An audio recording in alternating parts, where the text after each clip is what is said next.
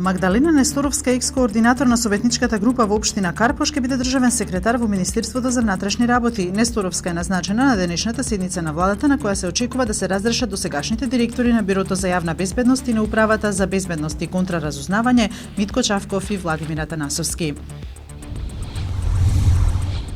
Членовите на Советот на јавни обвинители со мнозинство гласови позитивно се изјаснија по предлогот на владата за разрешување на јавниот обвинител Марко Зврлевски. Како што изјави председателот на Советот Аневски, уште денеска ќе го достават мислењето до владата заедно со краткото образложение како што налага законот. Тој не сакаше да одговори на прашањето кое е образложението на Советот.